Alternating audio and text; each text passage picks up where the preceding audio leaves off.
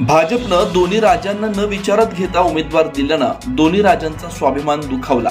राष्ट्रवादी शरद पवार पक्षाचे ज्येष्ठ नेते जयंत पाटील आणि प्रदेशाध्यक्ष शशिकांत शिंदे यांचा खळबळजनक खुलासा.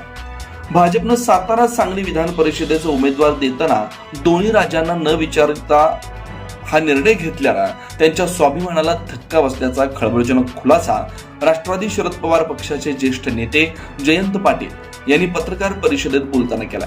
त्यांच्या या वक्तव्यामुळे राजकीय वर्तुळात एकच खळबळ उडाली. सातारा सांगली विधान परिषदेचे उमेदवार अभय जगताप यांच्या प्रचारासाठी साताऱ्यातील राष्ट्रवादी कार्यालयात प्रदेशाध्यक्ष शशिकांत शिंदे आणि पक्षाचे ज्येष्ठ नेते जयंत पाटील यांच्या अध्यक्षतेखाली कार्यकर्त्यांचा संवाद मेळावा आयोजित करण्यात आलेला होता. त्यानंतर झालेल्या पत्रकार परिषदेत प्रदेशाध्यक्ष शशिकांत शिंदे आणि ज्येष्ठ नेते जयंत पाटील यांनी अनेक खळबळजनक दावे केले. त्यामुळे पत्रकार परिषद चांगली चर्चेत आली.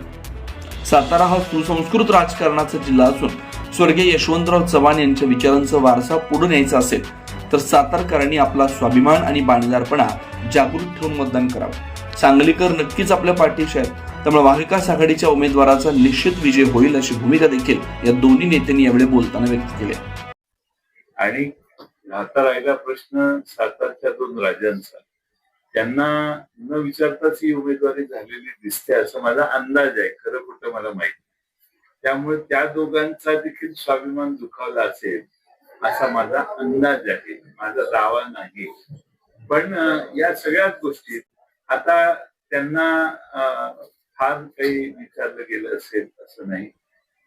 आपले सुरेंद्र बाबा यांचा उमेदवारासाठी काही आग्रह होता. त्या आग्रहाचा काही नोंदही घेतली गेली नाही. त्यामुळे या सगळ्या गोष्टींचा उदयनराजेंचाही मला वाटतं काहीतरी आग्रह होता. उदयनराजेंचा तर स्वभावच नाही अशा गोष्टी खपवून घ्यायच्या. त्यामुळं मला असं वाटतं की सातारने स्वाभिमान दाखवला. सांगलीकर 50% जवळपास आहेत, त्यांची काही चिंता करू नका. सातारकरांनी स्वाभिमान दाखवावं असं आपल्या मार्फत मी अपील करतो. हा स्वर्गीय यशवंतराव चव्हाणांचा जिल्हा आहे. त्या ठिकाणी अशा गैर गोष्टी खपवून घेतल्या जर जायला लागल्या तर मग महाराष्ट्राच्या राजकारणाची संस्कृतीच बदलली असा त्याचा अर्थ होईल. आम्ही सातारा जिल्ह्यामध्ये सध्याची असलेली परिस्थिती लक्षात घेता जिल्हा परिषदेच्या माध्यमातून झालेली घटना असेल त्यावेळेला आम्ही पूर्णपणाने पाठिंबा हा